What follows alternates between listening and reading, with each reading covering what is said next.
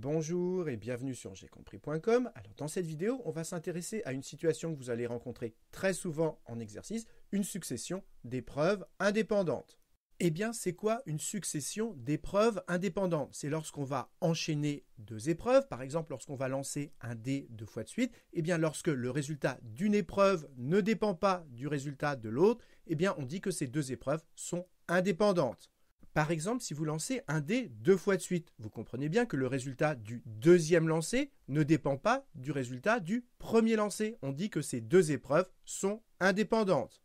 C'est ce que je vous ai écrit ici. Je vous ai mis trois situations très classiques et à chaque fois, il faut dire si c'est indépendant ou pas. Première situation, on lance un dé deux fois de suite, c'est ce qu'on vient d'expliquer, et on s'intéresse au fait d'avoir 6 ou pas à chaque lancer.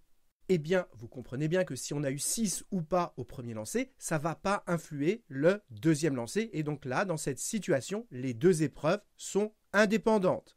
Maintenant, deuxième situation, on a une urne et on tire dans l'urne deux boules successivement avec remise. Ça veut dire quoi? Successivement, ça veut dire qu'on tire les deux boules l'une après l'autre. On tire une première boule, puis une deuxième boule. Et ça veut dire quoi avec remise? Eh bien, comme son nom l'indique, ça veut dire qu'on remet la boule à chaque fois. Par exemple, on va tirer la boule rouge en premier, cette boule rouge en premier, puis on la remet et ensuite on tire une deuxième boule. Et vous comprenez bien que comme la boule qu'on a tirée au premier tirage, on la remet dans l'urne, eh bien au deuxième tirage, juste avant de tirer la deuxième boule, on se retrouve dans la même situation qu'au début. Autrement dit, le tirage de la première boule, comme on la remet, n'influe pas sur le tirage de la deuxième boule. Donc quand on fait un tirage successif avec remise, eh bien, les deux épreuves sont indépendantes. Le tirage de la première boule, comme on remet la boule, eh bien, n'influera pas sur le résultat du tirage de la deuxième boule. Maintenant, si on tire toujours deux boules successivement, mais attention, cette fois-ci, sans remise, ça veut dire qu'on ne remet pas la boule qu'on a tirée. Si par exemple, on a tiré la boule rouge, comme on ne la remet pas, au deuxième tirage, eh bien, il n'y a plus 3 boules rouges, il n'y en a plus que 2. Et donc, comme il y aura 2 boules rouges et 2 boules bleues, au deuxième tirage, j'aurai autant de chances de tirer une boule rouge qu'une boule bleue.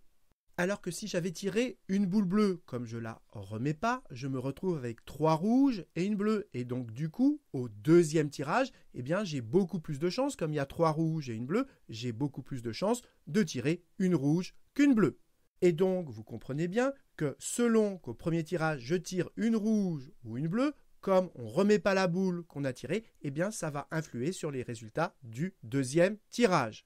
Et donc, quand on fait des tirages sans remise, eh bien les deux épreuves ne sont pas indépendantes, elles sont dépendantes. L'un influe sur l'autre.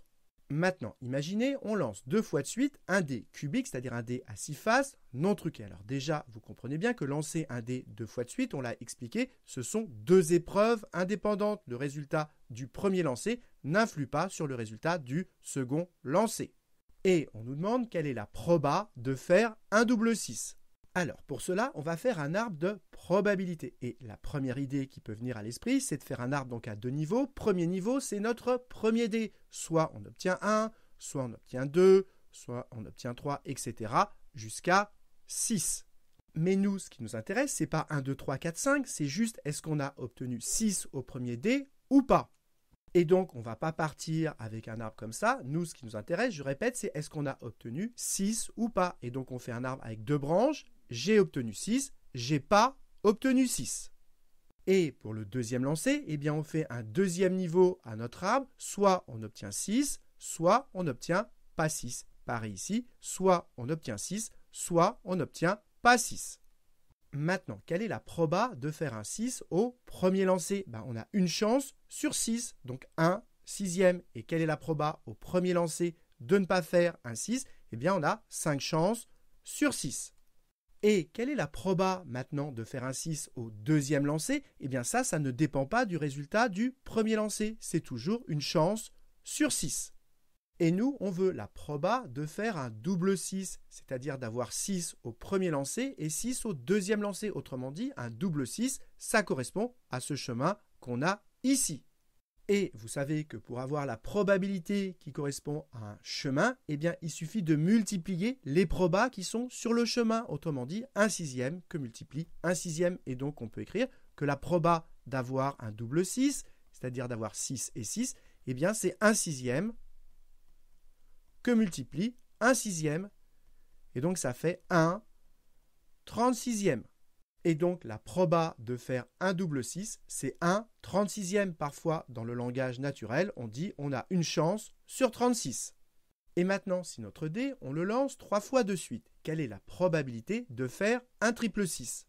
Eh bien, vous l'avez compris, dans notre arbre, il faudra rajouter un troisième niveau. À chaque fois, on met 6 ou pas 6, 6 ou pas 6, 6 ou pas 6, etc.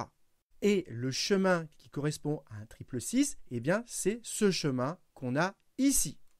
Et comme le résultat du troisième lancé est indépendant du résultat du deuxième et du premier lancé, eh bien la proba de faire 6 au troisième lancé, comme c'est indépendant des deux autres, c'est toujours 1/6.